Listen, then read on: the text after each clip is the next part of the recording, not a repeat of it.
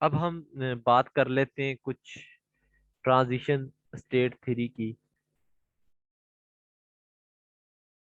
Transition state theory ये क्या कहती है, तो हम देख लेते हैं। देखें जी, ये वीडियो वाला जो आपका काम है ना, अभी तक नहीं स्टॉप हुआ। बड़ी हैरत की बात है। थोड़ा सा आपको अलाउ कर दिया जाए, आप लोग फिर से स्टार्ट हो जाते हैं। ट्रांजिशन स्टेट थ्योरी, इसको एब्सोल्यूट रिएक्शन रेट थ्योरी भी बोलते हैं। फिर इसका एक और नाम होता है एक्टिवेटेड कॉम्प्लेक्स थ्योरी। ये दो तीन इसके नाम होते हैं, इनको याद रख लीजिएगा। एक्टिवेटेड कॉम्प्लेक्स थ्योरी, ये इसी का नाम है। इसके इंपॉर्टेंट पॉइंट्स यही हैं कि इसको एरिंग, पोलानी पोलानी और इवांस ने 1925 में, सॉरी 1935 में इसको पेश किया था। ट्रांजिशन स्टेट थ्योरी जो होती है, टीएसटी, ये एक्यूरेट अल्टरनेट है जी। किसका?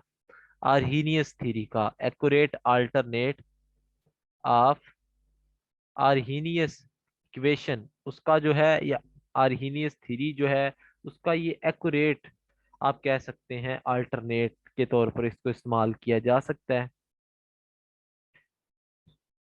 ठीक हो गया जी। तो इसके बाद सादिया अपनी वीडियो ऑफ करें। नहीं, आप लोगों को ना समझ नहीं आ रही बेटा। कितने दिन हो गए हैं, आप एक सेटिंग नहीं कर सकते जूम की कि परमानेंट जाके मीटिंग ऑफ कर दें? आप कोई बच्चे तो नहीं है कि जिनको बार बार समझाना पड़े हमें कि बेटा ऐसे नहीं करना, ऐसे कर लें। इसके बाद है जी ट्रांजिशन स्टेट थ्योरी जो होती है, attempt to provide a great understanding of activation energy. ये एक्टिवेशन एनर्जी को समझने में मदद देती है। ठीक हो गया। और दूसरे जो पैरामीटर्स हैं रिएक्शन के, वो भी हम इससे डिटरमिन करवा सकते हैं। और ये स्टैटिस्टिकल फ्रीक्वेंसी फैक्टर जो होता है, उसको भी एक्सप्लेन करती है, फ्रीक्वेंसी फैक्टर। इसके अजम्पशन क्या है? ट्रांजिशन स्टेट थ्योरी के, टीएसटी के अजम्पशन जो होते हैं बेसिकली। अब उस्मा ने नियाज, हैरानगी वाली बात है, मैं तो ना कौम से ना, मुझे इधर से ही करना पड़ेगा।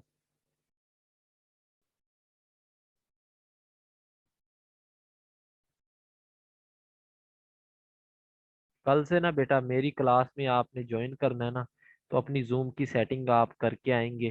ठीक है। बाज़ औक़ात ये होता है कि मैं यहाँ से वो आपको म्यूट करना भूल जाता हूँ। तो कोशिश ये करनी है आपने, कल से अपनी जूम की सेटिंग करें, वरना परमानेंटली मैंने आपको डिसेबल कर देना है। और मैं बड़ी दफ़ा ये बात कर चुका हूँ, लेकिन कल के बाद मैं इसको अप्लाई करके आपके सामने दिखाऊंगा। ठीक है। फिर कोई इंटर होकर दिखाए कि किस तरह से मीटिंग में वो इंटर हो रहा है। मेरी मीटिंग में तो वो नहीं होगा, शाहिद साहब की मीटिंग में जो मर्जी कुछ आप करें, मुझे उनसे नहीं है। ठीक है। लेकिन मेरी क्लास में डिसिप्लिन होना चाहिए आपका। ट्रांजिशन स्टेट थ्योरी क्या कहती है? नंबर वन, कंसंट्रेशन ये एज्यूम करती कि ये whether a reaction occur or not, whether a reaction occur or not, यानी ये हमें ना बताती है कि रिएक्शन होगा या नहीं। तो इसके एजम्पशन यही है कि इस तीन बातों पे डिपेंड करती है कि एक तो concentration of activated complex, activated complex AC पे, कि एक्टिवेटेड कॉम्प्लेक्स की कंसंट्रेशन कितनी है, एक तो इस पे डिपेंड करती है। दूसरी चीज ये डिपेंड करती है rate at which activated complex breaks apart, यानी वो रेट के जब एक्टिवेटेड कॉम्प्लेक्स ब्रेक्स अपार्ट यानी टूटेगा, ठीक है, उसके रेट पे डिपेंड करती है। तीसरी, the way in which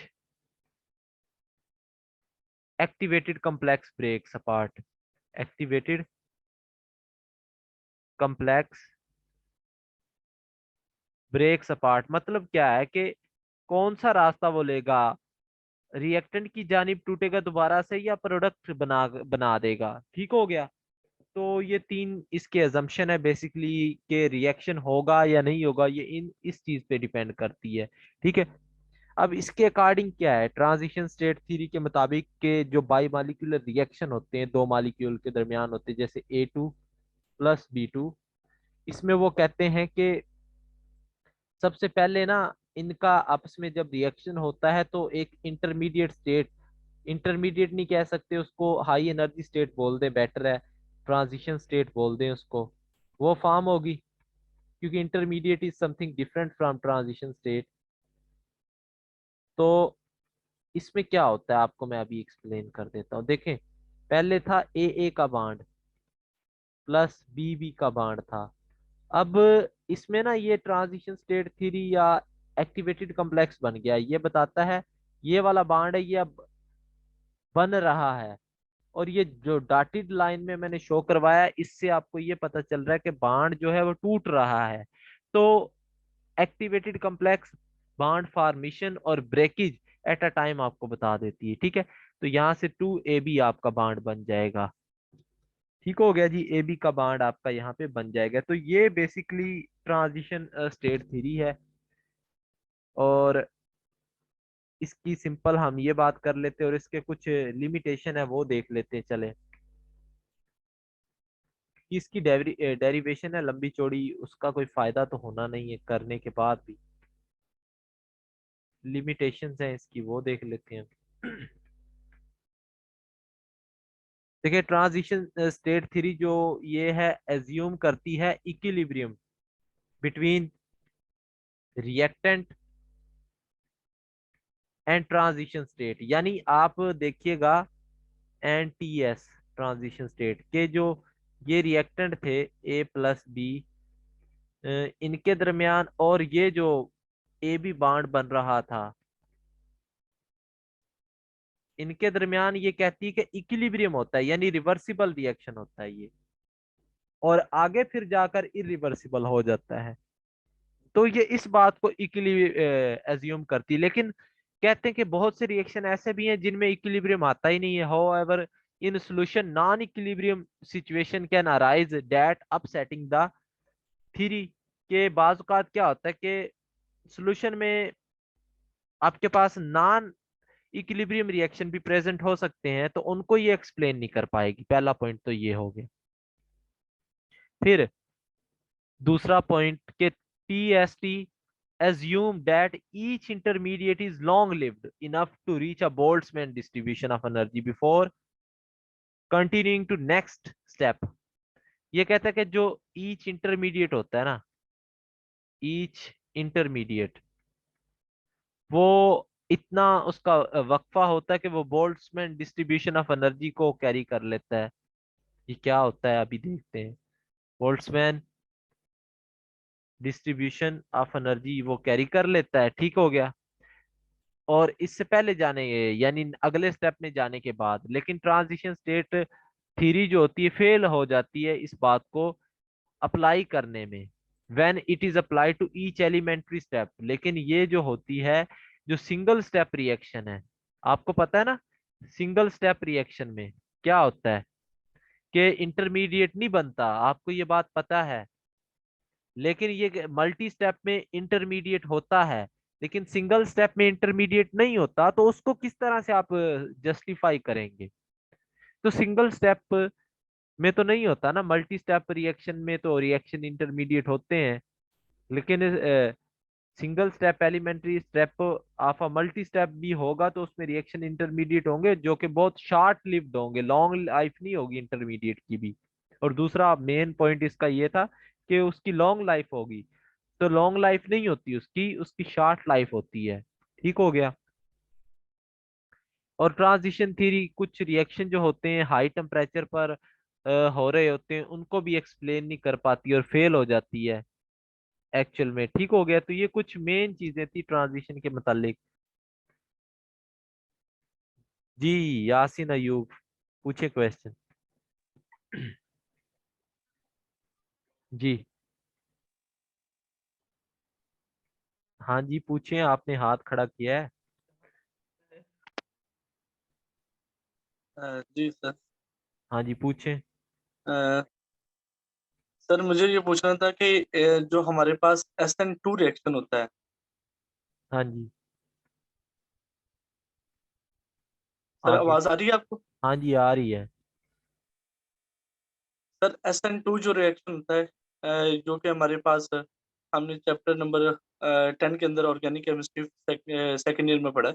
ji. Sir उसमें वो सिंगल स्टेप मैकेनिज्म है। तो अच्छा। उसमें हम बात करते हैं कि उसके अंदर इंटरमीडिएट या ट्रांजिशन स्टेट जो है वो डेवलप होती है। अच्छा इसके फिर बारे में एक्सप्लेन कीजिए। देखें, वो मैं आपसे उन रिएक्शन की बात कर रहा हूँ कि जिनमें नहीं होती, समझ आ रही बात की। जैसे एसिड बेस रिएक्शन है, समझ आ रही है। उसमें कभी जी सुना जी। है ट्रांजिशन इंटरमीडिएट या ट्रांजिशन स्टेट डेवलप हो रही है। नहीं सर। हाँ, तो उन ऑर्गेनिक रिएक्शन में तो होती है, मोस्टली में हो जाती है। तो हम उन रिएक्शन की बात कर रहे हैं ना कि उनको एक्सप्लेन नहीं कर पा रही, समझ आ रही बात की। जी जी। हाँ जी, तो उन रिएक्शन की हमने बात की बेसिकली, कि जिसमें ये ट्रांजिशन स्टेट या इंटरमीडिएट नहीं होता, तो उनको किस तरह से फिर है। और दूसरी बात हमने की कि वो कहती है ट्रांजिशन स्टेट के लॉन्ग लिव्ड होता है इंटरमीडिएट, लेकिन ये शॉर्ट लिव्ड होता है। ठीक है।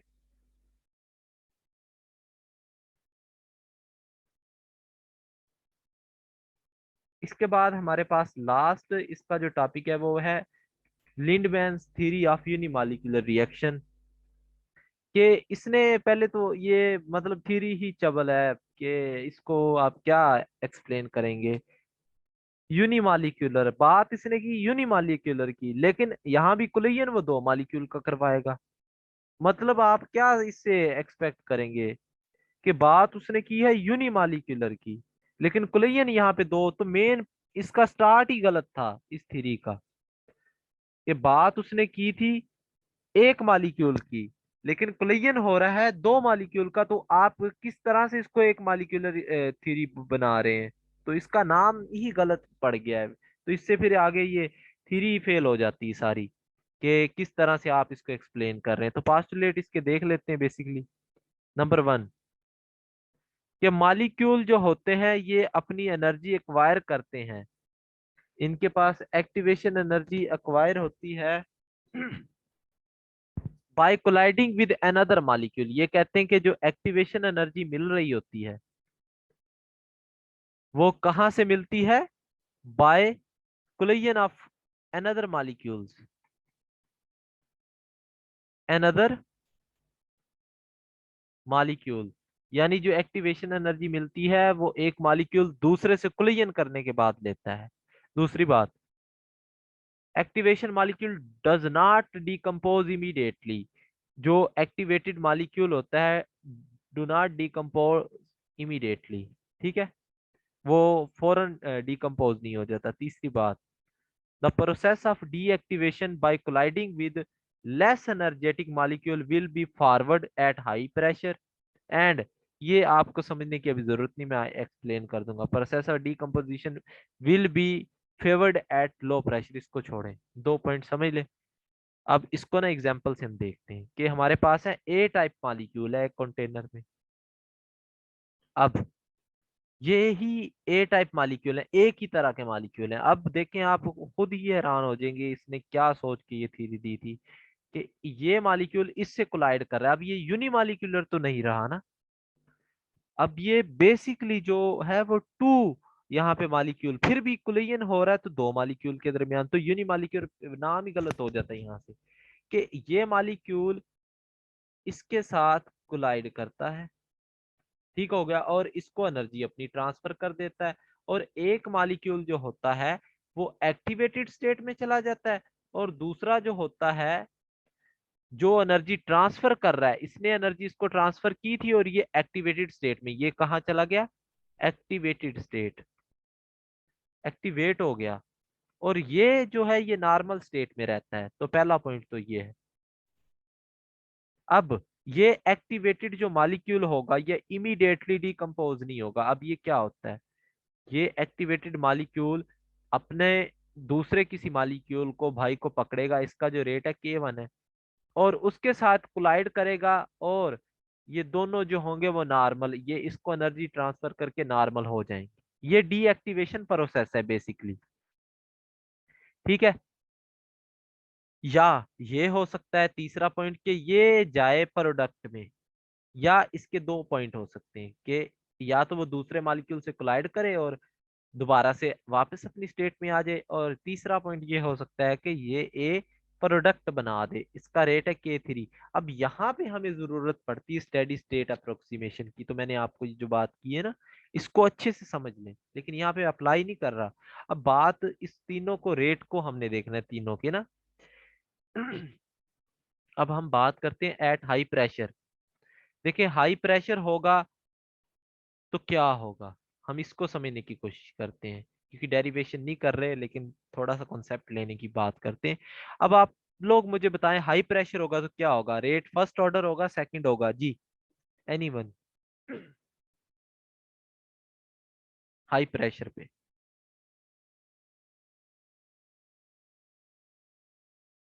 हाई प्रेशर पे क्या होगा,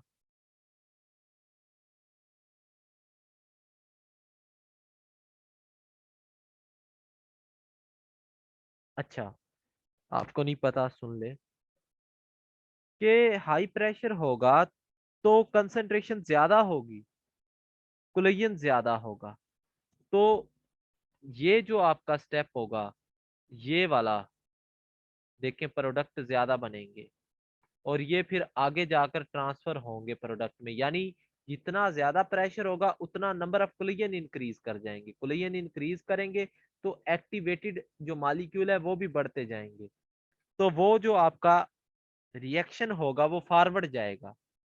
तो इसमें जो रेट आपका डिपेंड करेगा वो सिर्फ ए मॉलिक्यूल के ऊपर डिपेंड करेगा ना, क्योंकि ए टाइप ही मॉलिक्यूल है सारे, तो उनकी फर्स्ट पावर पे डिपेंड करेगा। तो एट हाई प्रेशर वो फर्स्ट ऑर्डर रिएक्शन होगा,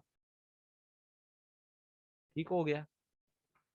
और अगर आप प्रेशर लो रख रहे हैं, अब देखिए लो प्रेशर है, कुलयन कम होंगे, कुलयन कम होंगे, तो जो ट्रांजिशन स्टेट वाले मॉलिक्यूल हैं ये वाले, ये जो मैं यहाँ पे लाइंस लगा रहा हूँ, ये कम बनेंगे, ये कम बनेंगे। तो रिएक्शन जो होगा वो बैकवर्ड जाने की कोशिश करेगा, मतलब ये फिर इधर से इधर को जाएगा, क्योंकि इनके पास एनर्जी कम है, कुलियन कम है, ये थोड़ी सी एनर्जी से तो नहीं प्रोडक्ट में जा सकता। तो ये फिर वापस से अपने मॉलिक्यूल, किसी ऐसे मॉलिक्यूल को ढूंढेगा जिसकी एनर्जी कम होगी, उसे देगा, और दोबारा से ये कन्वर्ट हो जाएगा किसमें, रिएक्टेंट में। अब देखिए यहाँ पे दो मॉलिक्यूल इन्वॉल्व हो रहे हैं, एक तो एक्टिवेटेड वाला था और एक सिंपल है, नॉर्मल है, तो इसमें रेट दो पर डिपेंड करेगा। तो यहां पर जो रेट होगा वो आपका सेकंड ऑर्डर होगा, लो प्रेशर पे, सेकंड ऑर्डर। तो ये जो थ्योरी थी ये बेसिकली लिंडमैन की यूनिमॉलिक्यूलर थ्योरी थी, और इसको खुद नहीं पता। ऑब्जेक्शन इसका पता क्या लगा, कि as in step one two molecules are colliding so it should be bimolecular not unimolecular, इसको बाई मॉलिक्यूलर होना चाहिए। पहला ऑब्जेक्शन ही ये लग गया इसका।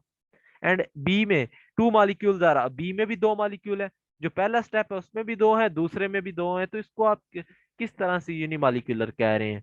तो ये था आज का लेक्चर, और इसी के साथ केमिकल काइनेटिक्स का जो चैप्टर है वो होता है खत्म। कोई सवाल है आपका तो मोस्ट वेलकम, पूछें जी, जो आपको काम दिया उसको जरूर करें। कोई भी सवाल है केमिकल काइनेटिक्स के पूरे चैप्टर में, या कोई बात हम छोड़